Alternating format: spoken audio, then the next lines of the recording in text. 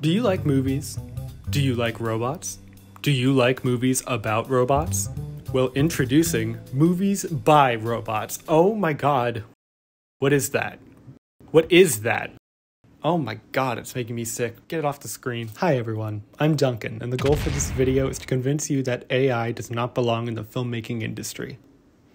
What do you think about robots? Nope, she doesn't care. That is a very expensive camera. Be careful, be careful, be careful, be careful. As of the time I'm recording this, the Writers Guild of America is on strike, meaning that Hollywood and the movie-making industry has its brain picketing and protesting outside of its body. Long story short, streaming services don't really compensate the writers. The writers aren't being paid enough to live in California. The whole thing's a mess, and it can be traced back to greed. Multiple studios have shut down entire productions because of it, and you know what? Good. I stand with these writers. Whatever the writers say, I'm going to agree with, because these are the people who are responsible for the parts of Hollywood that I enjoy. It's the well-written story arcs, compelling characters. Like, the entire reason a movie works is the story, and I think since they're in charge of that, they should be able to call the shots. On the other side, you have the studio executives, who are responsible for the parts of the filmmaking industry I hate the most, which is board members buying more yachts. And I don't know, I think I'd rather have a movie than that. Now, Hollywood has always been about money. Like, studios will fund projects that they think will return the most profit. That's all it is. It's like the stock market, but with more movies. And thanks to money, greed, capitalism, etc., these studios have been trying to downsize that process as much as they can. If you've noticed that some movies are entirely CGI now, that's because they want to reduce the amount of people on set that they have to pay. And though sometimes the graphics can be impressive, if you ask me, that shit's not worth it. These studios have been cutting things so short that the writers have been forced to go on strike for the first time since 2007. And the 2007 writer's strike is responsible for some of the worst movies and TV shows you've ever heard of. So, get ready for more of that. Negotiations fell through for a number of reasons. Streaming services don't support the writers enough, the studio executives aren't paying fair wages, and there's what we're talking about today, which is an increased focus on artificial intelligence. This video is brought to you by Aura. Hello everyone, I hope you're doing well today.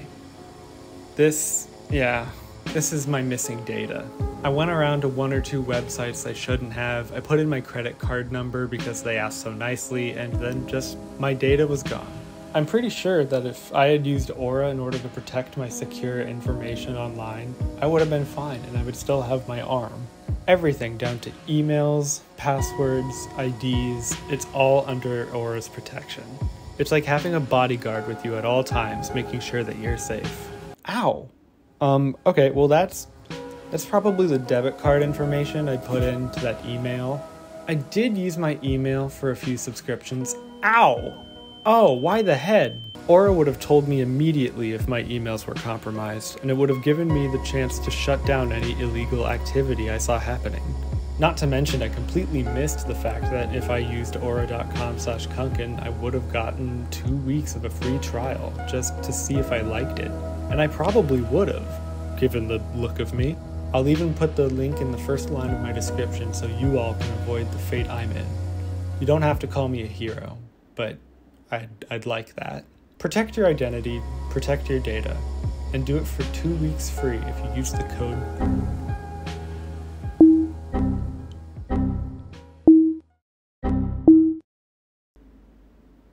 Use code Kunkin. Once again, for those 2 weeks of a free trial period, the link is aura.com/Kunkin. Thanks be to Aura for sponsoring this video. It's not a very well-kept secret that AI has been sought after in this business. Studio executives really want a computer to fart out a script, have 1 to 2 writers touch it up, and then use it to make an entire movie and make millions. They don't want to pay a screenwriter in that process if they don't have to. Of course, writers are going to strike against that idea because nobody wants their job to be taken by a robot, especially if you're in the creative arts field. I do get the argument of some jobs being fully automated in order to reduce the risk of human harm.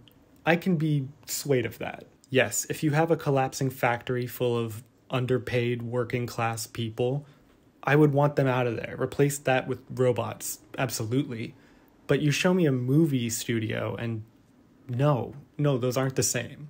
And of course, it's not just Hollywood executives and people who stand to profit pushing on this decision. There's also people who would suffer from it, but don't know about it, and they're AI fanboys.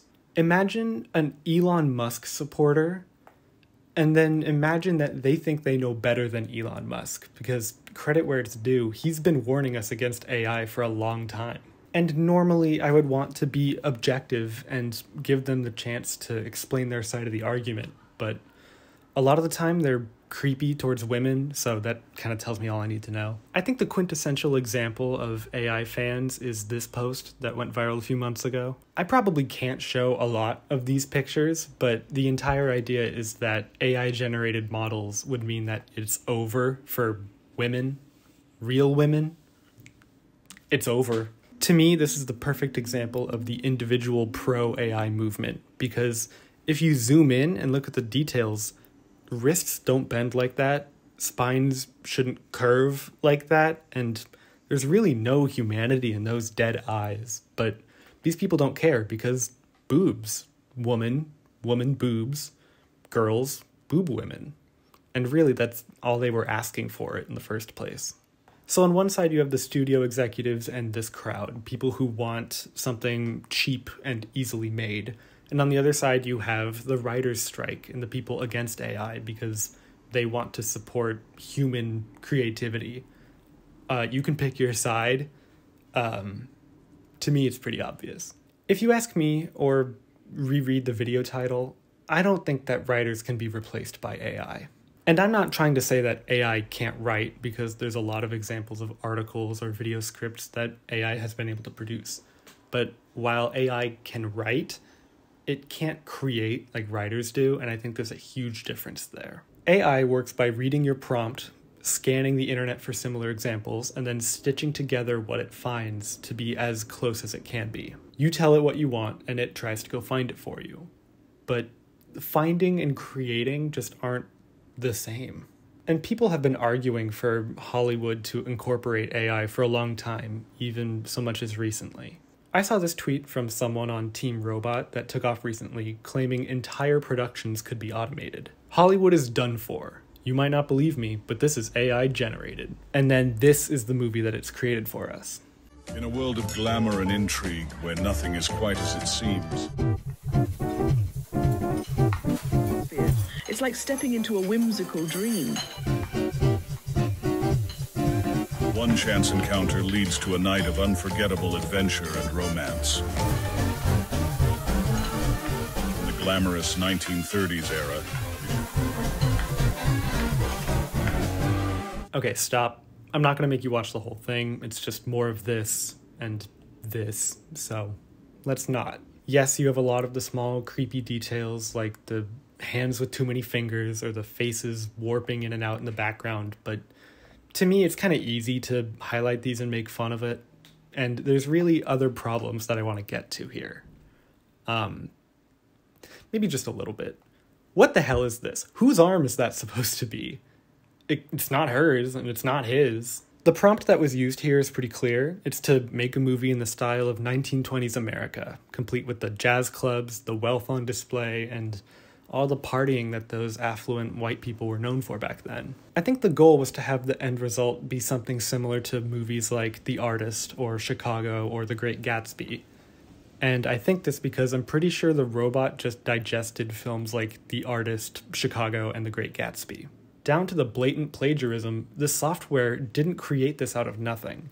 Everything you see here has already been made and used somewhere, but because things are being stitched together, you get the misshapen faces and the witch fingers. And yes, it's fun to point at this and say, haha, it's a mess, it's ugly, but the haunting part is knowing that studios would prefer this over paying everyone involved in making a real movie. We are getting closer to studios producing movies that look just like this mess because of how cheap it would be to do. You don't have to pay actors or makeup artists, set designers, costuming department, producers, directors, or editors. Just 1 to 2 writers and software that they can abuse. Here we have a fully computer-generated Bud Light commercial, just for fun.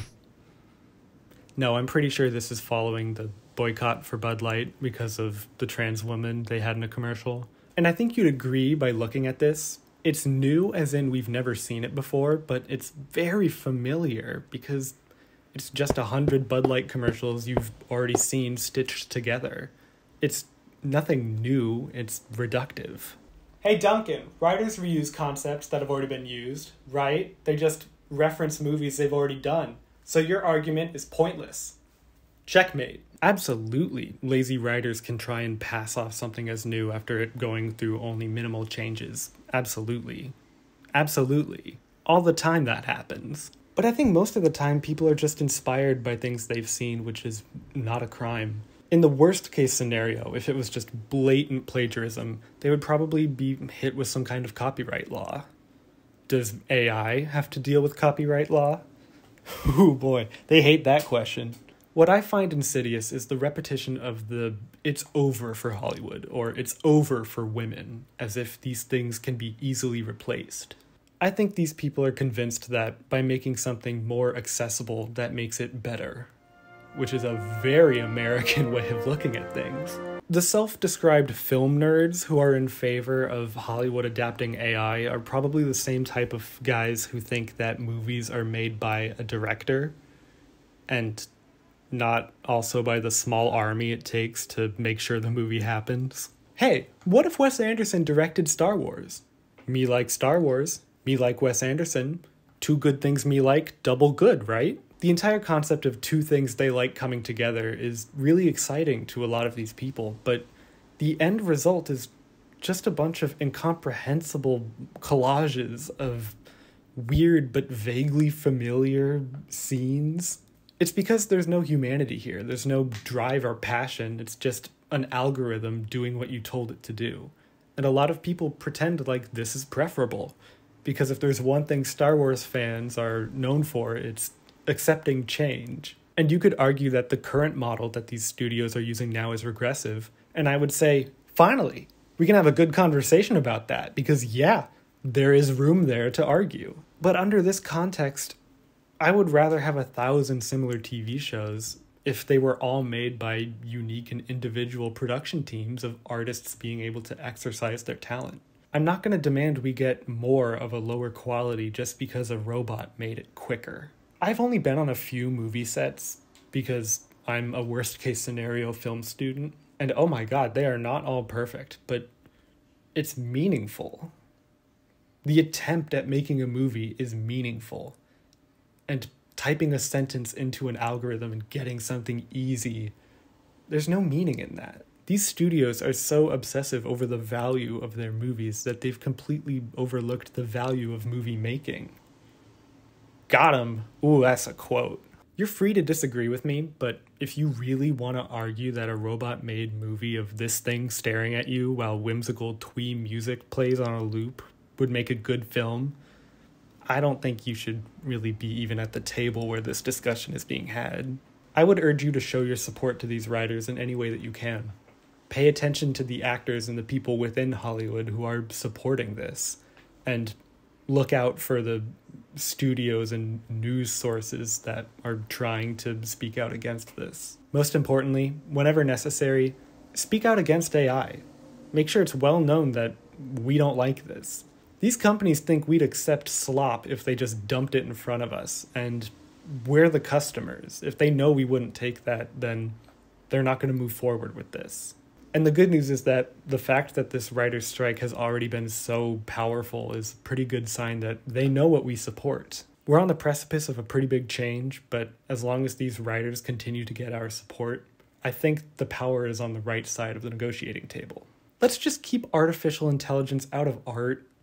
I think that anything a human can make is going to be more valuable than something that could be destroyed by a glass of water. Not to be a sap, but art is important to us. I think everyone needs it, so we should try to keep it as meaningful as possible. Okay, small update. I take everything back. My Instagram Explore page showed me US presidents as Sith Lords, and I'm won over. I mean, wow.